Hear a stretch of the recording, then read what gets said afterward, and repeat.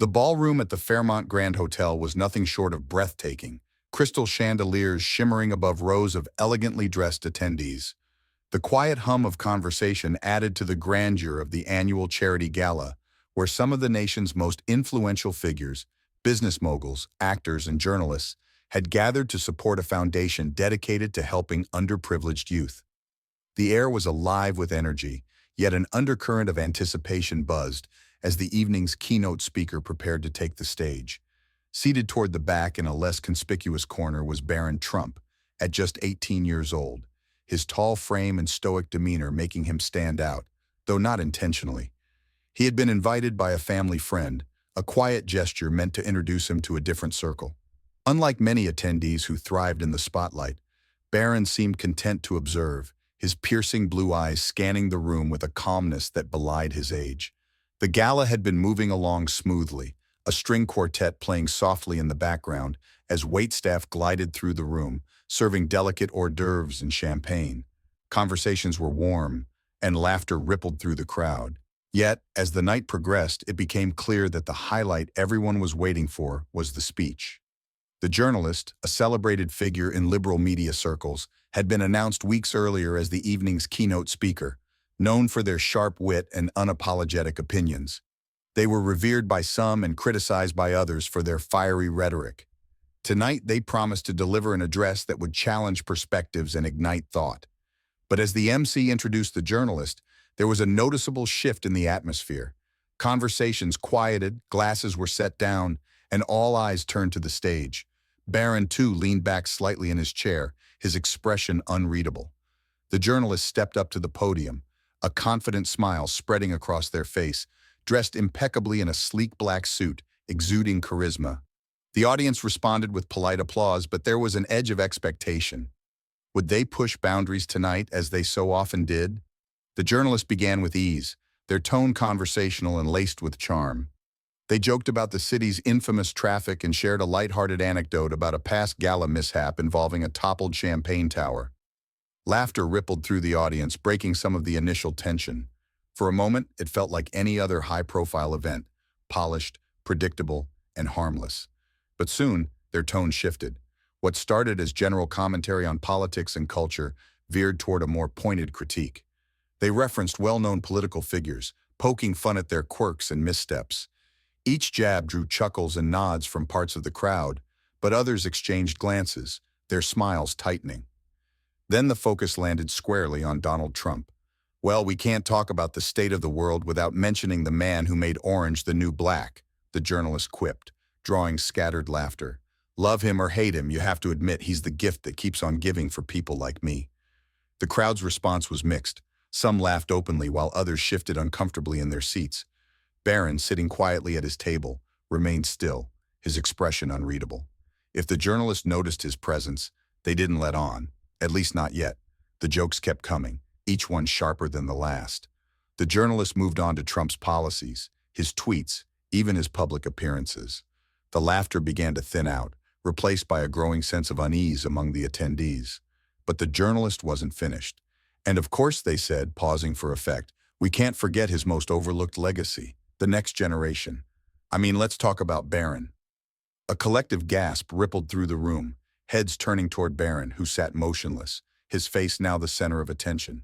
The journalist's tone remained playful, but the words carried a sting. Imagine growing up in a golden tower, surrounded by marble, everything, and your dad tweeting about Kofi while the rest of us are just trying to survive Monday mornings. That must have been character building. The attempt at humor fell flat. Some in the crowd chuckled nervously, but most sat in stunned silence. The spotlight of the moment, unasked for and unwelcome, had landed squarely on Barron. But instead of crumbling under the weight of the moment, Barron remained calm, his composure unshaken. What he would do next, however, would leave the entire room reeling. The room seemed to hold its breath. All eyes were on Barron Trump, a young man thrust into the spotlight without warning. The journalist's words lingered in the air, heavy and cutting, as the crowd waited for his reaction. But Barron didn't flinch. He didn't shift in his chair or glance around nervously. Instead, he sat perfectly still, his expression calm but unreadable, his hands resting lightly on the edge of the table. The silence grew louder with each passing second. A few people exchanged uneasy glances, their discomfort palpable. Even the journalists seemed to notice the tension, their confident smirk faltering ever so slightly as they glanced toward Barron's table. Perhaps they had expected a laugh or even a dismissive shrug, anything but this quiet defiance. Barron's stillness wasn't born of indifference. It was something else entirely. His presence, understated yet commanding, seemed to grow as the moment stretched on. The room, which moments earlier had been buzzing with conversation and laughter, was now unnervingly quiet. It was as if everyone, even those who had chuckled at the jokes, suddenly realized the weight of what had been said. His silence wasn't just a lack of words. It was a statement in itself. It said, "I hear you, I see you, and I am not moved." A murmur broke the silence as someone near the stage whispered to their companion. The journalists cleared their throat, attempting to regain control of the moment. "Tough crowd," they muttered into the microphone, forcing a laugh that no one echoed. The tension was thick, wrapping around the room like an invisible fog. And then, Barron moved slowly, deliberately. He pushed back his chair and stood, the soft scrape of the chair legs against the floor, the only sound in the room. At just over 6 feet tall, he was an imposing figure, his height matched by an aura of unexpected maturity. He looked out at the crowd, his gaze sweeping the room before settling on the journalist. Barron didn't need to speak yet. His presence alone commanded attention, silencing even the faint whispers at the back of the room. He stepped away from his table and walked toward the stage, each step measured, his posture straight and unwavering. The journalists froze, their earlier confidence evaporating as Barron approached. The crowd watched, their eyes wide with a mix of anticipation and disbelief. No one knew what he would say or do, but one thing was certain: this young man was about to own the moment. But when Barron reached the edge of the stage and finally spoke, his words were nothing anyone could have anticipated. As Barron reached the edge of the stage, the crowd's collective gaze followed him. The tension in the air was almost tangible, every second feeling like an eternity. He stopped a few feet away from the podium, standing tall and composed, with a voice steady and deliberate. "Thank you for your insight," he began, his tone calm but firm. His choice of words caught the journalist and the audience off guard. There was no anger, no trace of indignation, only an eerie sense of control that seemed far beyond his years. "I've grown up watching people make assumptions about me, my family, and my life," Barron continued, his eyes fixed on the journalist. "It's almost become a game to some, a way to fill in the gaps when you don't know the full story. And I get it. We're public figures. It comes with the territory." The room was silent, captivated by the clarity and maturity in his voice. Even those who had quietly laughed at the earlier jokes now sat motionless, their expressions tinged with unease. "But there's something important that often gets overlooked," Barron said, his tone shifting slightly, a subtle intensity building behind every headline, behind every punchline. "There's a human being, someone with their own struggles, their own dreams, and their own story. You may think you know me because of who my father is, but you don't, not really." The journalist, who had been gripping the edge of the podium, now seemed visibly uncomfortable. Barron's words weren't an attack. They were a mirror reflecting back the weight of what had just occurred. "What I've learned," Barron said, pausing for a moment, "is that respect doesn't have to be earned. It should be given freely, especially when you don't know someone's story." A ripple of murmurs ran through the crowd, but Barron wasn't finished. He turned slightly, addressing the audience now as much as the journalist. "We live in a time where it's easy to tear each other down," he said, his voice steady but filled with quiet conviction. "Words have power. They can hurt or they can heal. They can divide or they can unite, and I think we could all use a little more of the latter." The audience was spellbound, Barron's words spoken with a calm resolve carry a weight that seemed to transcend his age. It was clear that he wasn't just responding to a moment, he was speaking to something much larger, something universal. Barron took a step back, his gaze once again locking with the journalist. "I hope this gives you something to think about," he said softly. There was no malice in his voice, only a quiet strength that left the room in awe. He turned and began walking back to his seat, the soft clicks of his shoes on the polished floor the only sound in the stunned silence. No one moved, no one spoke, even the journalists stood frozen, their earlier bravado completely dissolved. But as Barron sat down, and the applause began to build, the real impact of his words would echo far beyond that room. The applause started as a hesitant clap from somewhere near the front of the room, but it grew quickly, spreading through the crowd like wildfire. Within moments, the entire ballroom was on its feet, erupting into a thunderous standing ovation.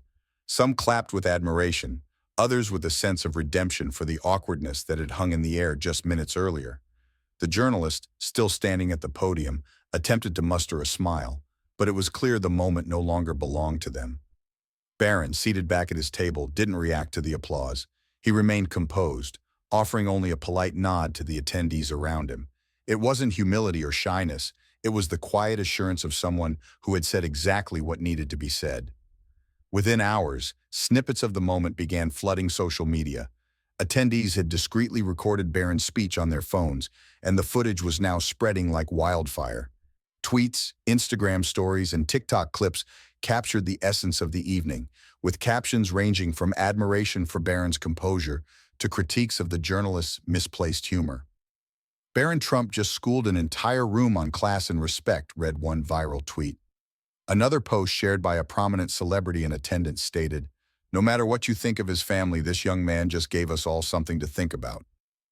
News outlets picked up the story the next morning.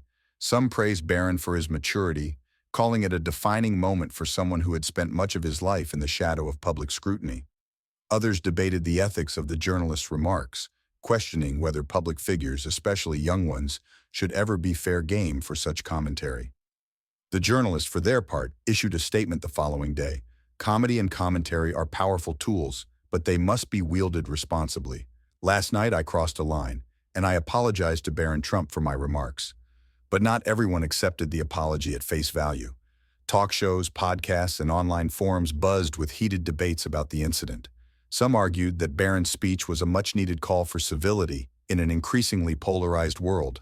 Others saw it as a poignant reminder that even those in the public eye are human beings deserving of respect. For Barron, however, the frenzy of attention seemed irrelevant. He returned to his daily life with the same quiet dignity that had defined his response at the gala. Those who knew him said he barely acknowledged the uproar, choosing instead to focus on his studies and personal interests. But while Barron moved on, the lessons from that night lingered, sparking conversations that reached far beyond the ballroom. As the dust settled from the night of the gala, its ripple effects continued to echo far and wide. News outlets eventually moved on to other stories, but the moment lived on in discussions at dinner tables, classrooms, and offices. People dissected the evening not just for its drama, but for the powerful lessons it left behind. Barron's calm and thoughtful response had struck a chord in an age dominated by outrage and instant reactions. His choice to approach the situation with poise and perspective was a refreshing anomaly. Many drew parallels to their own lives, asking themselves, how often do we pause before reacting? How often do we choose words that build instead of words that destroy? For some, the incident was a wake-up call, highlighting how easy it is to dehumanize others in the name of humor, politics, or entertainment. The journalist's comments were a stark reminder of the power words hold, not just to entertain but to wound. Parents used the moment as a teaching opportunity for their children. Videos of Barron's speech became a tool in classrooms to discuss respect, empathy, and the importance of standing up for oneself without tearing others down. Teachers praised his ability to address conflict with grace, encouraging students to think critically about how they communicate. Yet the most profound impact of the night was its ability to bridge divides. If only for a moment, people from different political beliefs and walks of life found themselves united in admiration for Barron's maturity. It wasn't about his last name or his father's legacy. It was about a young man demonstrating that respect and empathy still have a place in the world, even in the face of provocation. By choosing to respond with kindness and integrity, Barron had reminded everyone in that room and countless others watching from afar that dignity is a choice. His actions showed that no matter how heated or polarized a situation may become, there is always power in choosing to rise above. As the conversations continued, one sentiment seemed to resonate most. Words can wound, but they can also heal. It's up to each of us to decide how we use them.